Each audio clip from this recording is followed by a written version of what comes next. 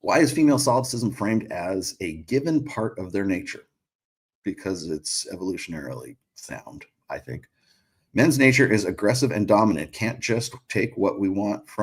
we just take men's nature is aggressive and dominant. Can't just take what we want from weaker people. Can women not be socialized too? They used to be. It's funny you should say that. It used to be. We used to have checks and balances.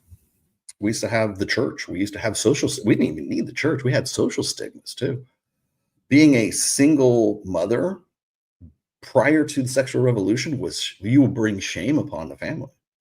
And you didn't have to, I mean, most of them were religious anyways, but you wouldn't have to necessarily be religious. I bring this up every once in a while. My mother-in-law is from that generation. She's from a generation prior to the sexual revolution. And she would tell me stories about how like girls who would get pregnant early in life, like they would be, like maybe they're 16 or whatever, and they'd be pregnant, but their parents, they had abortions back then, but it was like sort of like but they wouldn't do it. So they would do is what she told me is that they would do what's called putting her away. And they would put the girl away, and the girl would basically go and carry the baby to term. And then the baby would either go up for adoption, or that baby would be kept in the family and would be raised by the grandparents as if it was kind of some kind of oops baby, right? Because things were a little different back then. So they would put them away. Now, of course, after the sexual revolution, being a single mom is a point of pride. And there's no such thing as a bastard child, which is basically a fatherless child, right? Bastard children. It's not a social stigma anymore. It's a badge of honor for women. Women can be just as good fathers as they are mothers, right? No, they can't. But the thing is that social stigma is gone. And why is that? Because the checks and balances and the infrastructure, the social infrastructure that used to exist prior to the sexual revolution was centered primarily, it was based on a society that would have sex, ideally, inside the confines of marriage. If a guy wanted to get laid, and trust me, your grandfather really wanted to fucking get laid, there's a reason why your great grandfather or your grandfather painted like sexy like pinup models on the nose cone of his B-25 bomber. Because if he's going to die, the last thing great grandpa wants to see is some tits and ass. Or this is what I got waiting for me at home, I hope. Greta Garbo, whoever the fuck, like whoever it is. That's why they would paint sexy ass chicks on the fucking on the nose cone art. It became a fine art. They had to like fly in people to go and do it because there was only so many people in the military who could do it during World War II.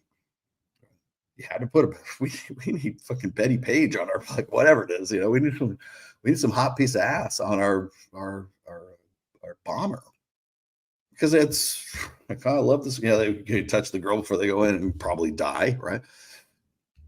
They wanted to get laid as much as anybody else. They just had to do it within a set of rules that are no longer existent right now. And so we used to have checks and balances. And so you're talking about solipsism. Solipsism was one aspect of female nature that used to be buffered by those checks and balances. Same thing with hypergamy. Hypergamy was buffered by the fact that a man had to be an eligible bachelor. That's where that comes from. The eligible bachelor came from like way in the middle of the 1950s, right? It was a very much a 20th century term. Now we call it economically desirable. And what's funny to me is all of the things that the red pill and the manosphere discuss today about female nature all came to light when? Post-sexual revolution. As soon as we had hormonal birth control, as soon as we had an invention and technology that allowed us to fuck without having to worry about pregnancy, then women, that's when we saw solipsism. That's when hypergamy became a thing. Well, be more noticeable anyways. Hypergamy has always been a thing, right? Even when great grandma wanted to get with great grandpa, he still had to have a prerequisite of things that made him acceptable, right?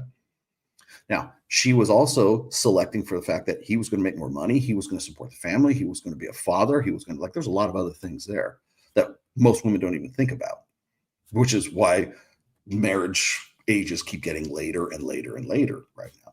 But all of those things that all those social institutions, the church, social structure, pop culture, even during that time, all of those things are gone. And so therefore we look at solipsism. Solipsism is just as much a subroutine running in the background of women's heads as hypergamy.